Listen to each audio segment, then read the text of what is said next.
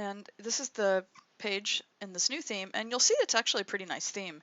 The problem that we have with this theme, though, is that this is where the menu by default goes, and what it's doing is it's automatically just putting our pages up there. It's not really dealing with our posts, and so we don't necessarily have a way to get to our posts. If I go back to the main page by clicking on the site ID, we do have our posts on the front page, and that's nice, and it actually is really well styled. I think it looks pretty good. But the problem is that, like I said, it doesn't give me an opportunity to click on the posts anywhere. The only way that I can look at related posts is if I see the post name down here, or I should say the category name down here. So where it says Coronado, Dog Friendly, South Bay, I would have to click on one of these, and I'd have to understand that that was a navigation thing, and that's not really all that intuitive. So if I actually click on this post itself, it takes me to, I think, a pretty nice page. And of course there would have to be some things that you would format differently, which I'm not going to run out right away and do, because I want to make sure that this is something that I actually want to keep. So let's jump back over here. Let's go into the menus in my dashboard, and let's look at our existing menus, and we'll figure out whether or not we can use what we have or if we need to make a new one. So one of the things that's really useful to understand about WordPress is that the menus, regardless of whether or not you change your theme, the menus that are custom that you create, they're still going to exist. Now, where you say manage locations, the locations are going to be where you've got registered sidebars, or excuse me, registered widget areas, and they're referred to as either widget areas or sidebars. And those are going to change where the widget areas are. And if you were to go back into widgets, which we can't do in this theme, you would see that we don't have really any registered areas. And so anyway, all that we have access to is this header menu, and that's what you're seeing. That's what you're seeing up here. What it is giving us an option to do is to select a custom menu to load up there instead. And right now what we have is that huge categorical search, and we have pages. And that really doesn't seem like it's going to be something that fits very well up here, especially when you consider that this is what it does whenever it goes into responsive mode. Now, one of the things that I had tested in the theme before I had this information up already installed was that it does allow for drop-down subpages. So one option, if we really wanted to use this theme instead of the other one, is that we could create something that had submenus. And let's just take a peek really quick, and let's just see what happens whenever we assign the categorical search menu to the header menu. Let's save that change. And then if I come over here and I refresh the page, you're going to see that this menu up here changes. And you see you get drop downs if you hover this. So let's hover this for a second. And it looks like it's not working very well. So that could be a problem. And that seems like a pretty significant problem with the theme. Maybe I need to click on it. Okay, well, oops, if I click on it, then it actually takes me to the entire neighborhood archive. Well, let's see if I hover it now, what happens. And I could try one other thing just to test it and see. So whenever I go down to responsive mode, this is kind of what I get. And I'm wondering if I click this, now that seems to work, right? But that's no good to me if it doesn't work in the larger view too. So when I come here, it should work on hover, but for some reason it's not. And when I click on it, oh, and then suddenly it decides to work. So I don't really trust this theme, and it's JavaScript. I think it might have something to do with poorly loading JavaScript, and you see now that's not working. But if I stayed there long enough, and it's like, I think that it needed to be triggered in some way for the first time, and now it's showing up. And so to me that sort of makes this a theme that I can't use. And if I get something that's really unpredictable like that. So anyway, this is something though that I could have done, is I could have built a custom menu that had children if this had actually worked the way it is supposed to work. But it doesn't work. So we're going to go back to the old theme. And I just want to point something else out too that is really important. It's really, really critical that before you think that a theme is amazing just because it looks really cool in the preview mode, you don't just go buy it. You really need to test it. And you need to test it in different environments if it's something that is actually an expensive theme. But don't misinterpret that. I do not expect you to go buy a theme.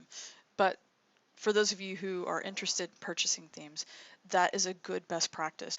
So let's go back over here and let's get back to our old theme. And I could show you how to test a whole bunch of other themes, but I don't want to take the time to do that because I'm sure you don't want to have to watch me go through all of these different themes.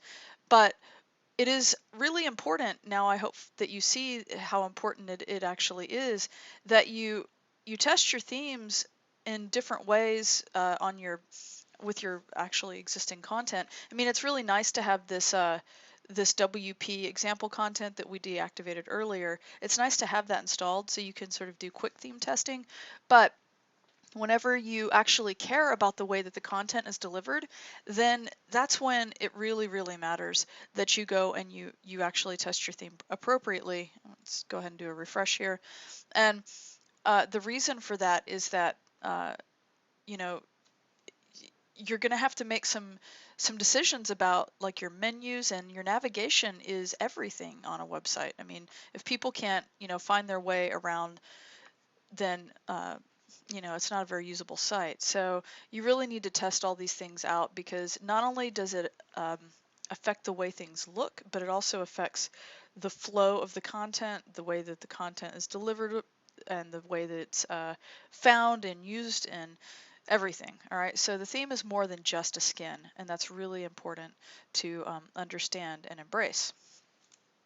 All right, so now that we've talked about themes and the customizer and widgets and menus, one of the other things that I want to go ahead and show you is if you come down here where it says plugins, I'm going to go and click on that, and we'll go back to this. We've talked a little bit about installing plugins, but I want to show you some of the usefulness of other plugins besides these.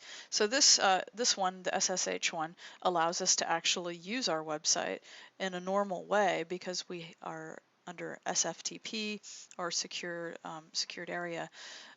So you can see how that works, and how it implements itself in the back end.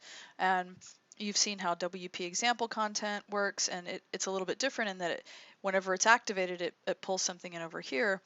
I'm just going to keep that there in case I ever decide that I need to turn it back on.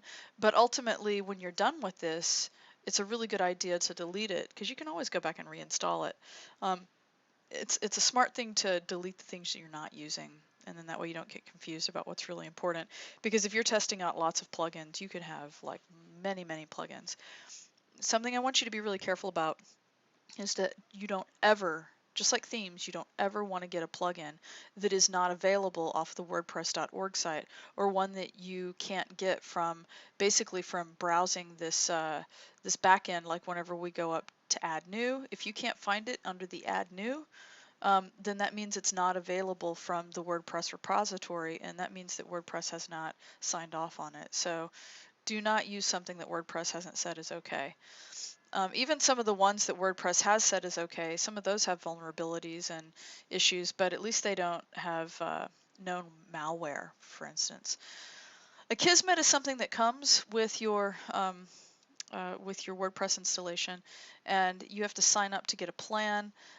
You can get a certain level for free. You eventually pay for it. If you're going to have comments on your website, it's really important that you use something like Akismet that helps protect against spam. I am not going to use comments on this website, and even though you can for your project, I would really strongly encourage you to consider whether or not you really need comments, because they actually create a lot of overhead. If you really think that that's important so that people can, develop user-created, user-generated content, which is actually, good for traffic, then, by all means, it makes sense to put that in there. But if you really think that you're never going to have time to moderate it, or that your client won't really moderate it, or somebody's not going to be there moderating it all the time, then really you should discourage the use of comments. So one of the things I'm going to show you is that if we go to add new, I'm going to show you this plugin that's great. It's called Disable Comments. And it used to be that people would go and try to hack the code to get comments to disappear. Well, you don't have to do that. So I'm going to go here, and this is the correct one. It's got the red speech bubble. And if I click on install now, we'll have to walk through our SFTP process. And whenever it pops up, I'll go ahead and activate it, activate the plugin right now. And then it allows me to jump over here to settings. Now what you'll notice is that disable comments doesn't have something over here the way that WP example content had, and it doesn't really put anything over here in under appearance and so forth. And once you start getting used to plugins, you'll just know to start sort of poking around for where the settings are. It's really nice whenever the settings links are right here, so you don't have to go searching for them. But every once in a while, what you really need to do is you need to go and look at view details, and you might need to get some documentation and read the documentation on the plugin. And I strongly recommend that you should look at documentation. Every once in a while, you'll see something up here that says screenshots. A lot of times screenshots will have documentation info, or it'll actually say documentation. And what I would recommend is you could go to the plugin homepage, but first I would go to WordPress.org's plugin homepage, because, as I said, this is the WordPress website, so it's good. And you can also look at the ratings, and you can also look and see what its known compatibility is up to. So, and its known compatibility for this plugin is up to the current version of WordPress, which at this time is 4.3.1 at the time of the video. So, and you can also look at 131 reviews with 5 stars. That's a really good review. So you can also come over here where it says support. So that might be, where you can look for other issues that if you seem to be having a problem, you can look and see if you can find an answer there. There's also, for this one, they have an FAQ. They don't always have this many things in the developer information. And so this is actually kind of a nice plugin that has all this information. Anyway, I'm just going to show you how to use this one. It's really simple. If I go over here to settings, then it gives you a lot of information right here that you can make decisions based on. So it says, do you want to disable all comment related controls in WordPress? And I want to say yes. And it says this option is global and is going to affect your entire site. That's what I want. I don't want comments available anywhere. So, because I don't want to have to moderate them at all. This is going to go ahead and it tells you right here at this link everything that it's going to disable, and it's kind of nice to actually look at this and you can learn a lot of the places and a lot of the things that that comments sort of inject themselves into. Anyway, but you could also limit it to certain post types, but I'm gonna just leave it on everywhere.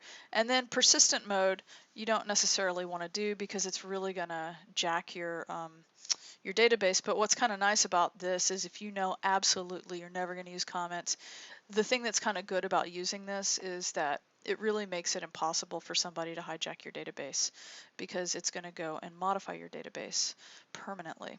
So, but I wouldn't recommend using in this one. I'll hit save changes, and then if we come back over here, not there, but over here, and we refresh the page now, one of the things that you'll notice whenever, if I come down to, let's go to Ocean Beach, if I come down towards the bottom, and you can see from our last last theme, I might need to modify the way that some of these transitions look, but you'll see that down at the bottom there is no comment area anymore. It's just not showing up at all, which is incredibly helpful. I don't have to worry about it at all, and I know for a fact that this is a good plugin and it really works. And something else too that you'll notice is over here under settings, disable comments is made available under settings. So that's where it shows up. It's not just over in the plugins area. Anyway, so that's a good introduction and place to stop for this video. In the next set of videos, we'll talk about additional plugins that maybe are a little bit more complex.